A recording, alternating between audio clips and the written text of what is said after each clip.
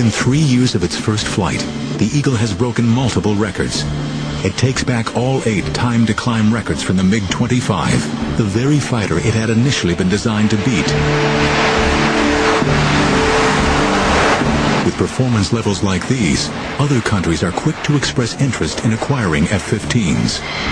Israel is the first foreign power allowed to buy it, and the experience of one Israeli pilot soon proves how durable the F-15 can be.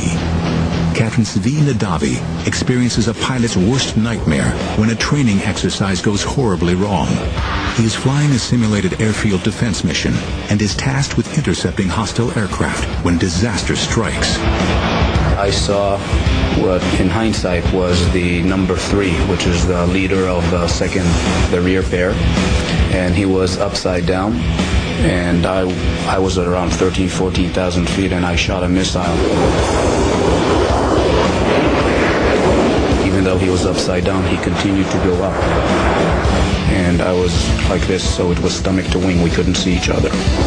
And we collided.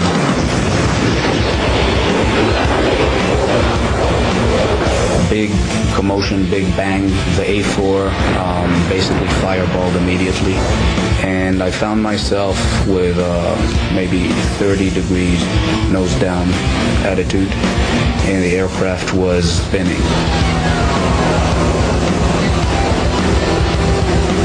Right after the crash, I told my navigator, prepare to eject, we're going to eject.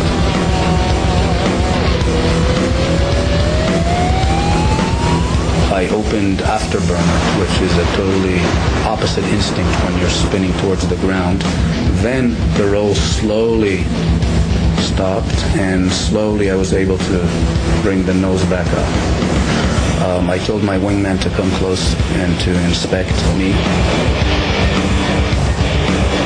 There was a huge spray of fuel that was being drawn out of the wing, and it basically camouflaged what was going on there. Nadavi survives the mid-air collision. He is 10 miles out from the nearest airfield and hopes to still land safely. But the pilot cannot see what has happened behind the spray of leaking fuel.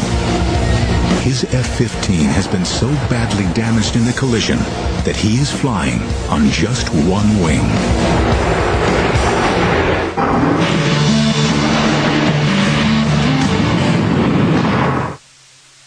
On last week's episode of The Revolution.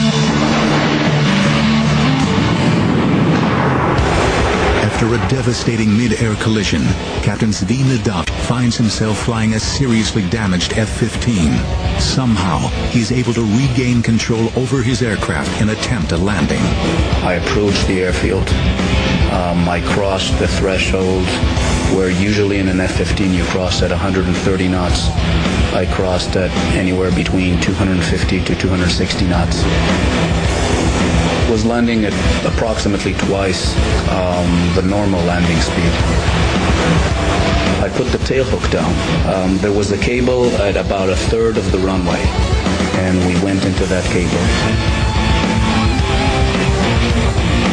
But because of the speed, the hook is not built for those speeds, and the hook basically tore off the airplane.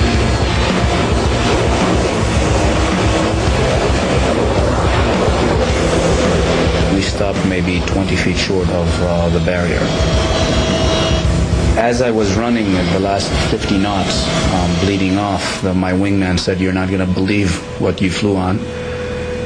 And I opened the canopy, and I reached back to shake the hand of the navigator.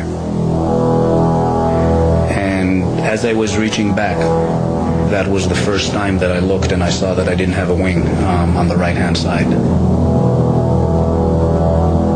It's highly likely that if I would have seen it clearly, I would have ejected, because it was obvious you couldn't really fly an airplane like that. I don't think any other aircraft could have taken that amount of damage, or that portion of its flight surfaces removed and continued to bring us home safely.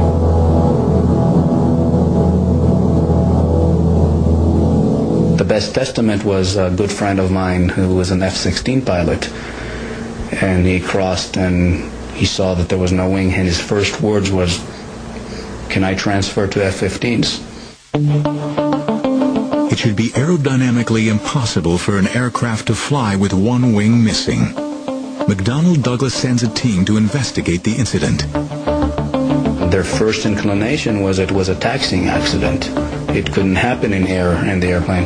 And only when they later went to analyze it and said, okay, the F-15 has a very wide body, and you fly fast enough and you're like a rocket, then you don't need wings. The Eagle has done the impossible. If a pilot can land an F-15 with just one wing, the plane should be able to endure unimaginable punishment on the battlefield. But nobody can tell at this stage how well the Eagle will perform against the dreaded MiG-25. The first good look at the MiG-25 came when a Russian pilot, Viktor Belenko, defected in his MiG-25 to Japan. The Japanese and the Americans hustled over the aeroplane. They dismantled it on the air.